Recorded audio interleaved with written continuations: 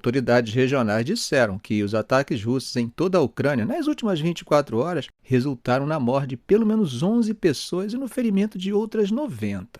Agora, se consideramos o período que vai da noite de ontem até a madrugada de hoje, a Força Aérea Ucraniana disse que a Rússia lançou 105 drones de longo alcance e 4 mísseis balísticos.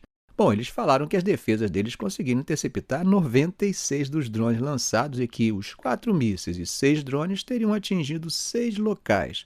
Bom, até a hora que eu gravei esse vídeo, não encontrei informação sobre os tais destroços, né? Agora, gente, na região de Zaporizhia, só nas últimas 24 horas, 5 pessoas morreram e 13 ficaram feridas. E segundo as autoridades, nos ataques russos na região foram usadas 9 bombas planadoras só contra a capital. O ataque danificou prédios de vários andares e um clube equestre. Quem pautava um ataque com mísseis russos resultou na morte de 2 pessoas.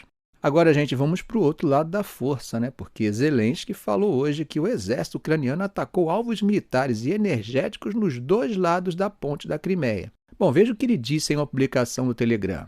Abre aspas. Essa noite, nossas sanções de longo alcance foram aplicadas à logística militar, à indústria petrolífera e à defesa aérea dos ocupantes. Alvos nos 2 lados da ponte da Crimeia foram atingidos. A logística marítima para transporte de petróleo na região de Krasnodar e um depósito de petróleo na cidade temporariamente ocupada de Kerch. Fecha aspas. Bom, gente, a ponte da Crimeia atravessa ali o estreito de Kerch, né, que é uma via navegável de 35 quilômetros que liga o Mar Negro ao Mar de Azov e separa a Crimeia Oriental da península de Taman, na Rússia. A ponte serve como um importante corredor logístico para Moscou. O comandante das Forças de Sistemas Não Tripulados, Robert Brovin, que é conhecido como Madiar, disse em uma publicação no Telegram que os ataques tiveram como alvo terminais de petróleo, compressores de gás e sistemas de radar. Bom, gente, mudando de assunto, J.D. Vance realizou negociações de paz com o Irã em um resort suíço hoje, hein? Mas só que as negociações acabaram sendo ofuscadas pelo fato de Teherã ter declarado que havia fechado o Estreito de Hormuz e não discutiria questões nucleares porque Washington não conseguiu interromper os combates no Líbano. As conversas foram as primeiras que eles realizaram sobre os termos do memorando de entendimento que eles acordaram na semana passada, né?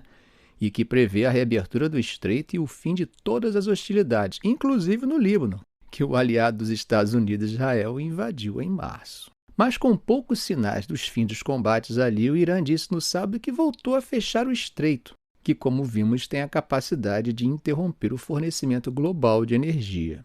O Irã também disse que não poderia haver o início para a próxima fase das negociações substantivas mesmo, inclusive sobre seu programa nuclear, até que os combates no Líbano terminem e ele receba os benefícios econômicos prometidos. Bom, autoridades dos Estados Unidos contestaram, que o estreito esteja fechado e disseram que 55 navios mercantes o cruzaram no sábado. Mas hoje a agência de notícias Fars do Irã citou uma fonte militar dizendo que não estão sendo emitidas novas permissões para navios cruzarem até novo aviso. Dados de rastreamento comercialmente disponíveis sugeriram que o Irã realmente, havia cortado o estreito, sem travessia de navios que reportassem suas posições, exceto aqueles que atendiam portos iranianos após o anúncio do fechamento pelo Irã. As delegações iranianas e a dos Estados Unidos nas negociações primeiro se reuniram com mediadores do Catar e do Paquistão, antes das reuniões A4 que estavam previstas para o final da tarde de hoje.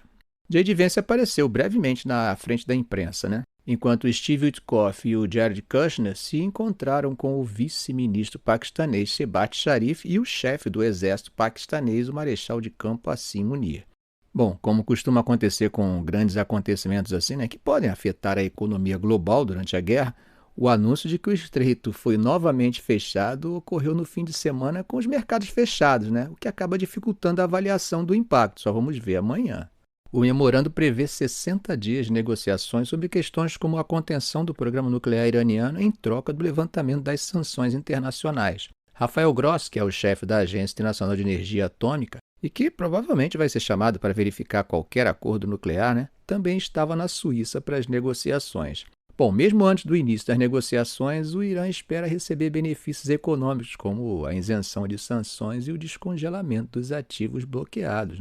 O presidente Masoud Pezeshkian, que foi citado pela Fars, disse que está otimista de que as negociações com os Estados Unidos poderiam fornecer uma base sólida para o crescimento econômico. Ele disse que a primeira conquista das negociações foi restaurar o acesso a alguns dos recursos financeiros do Irã.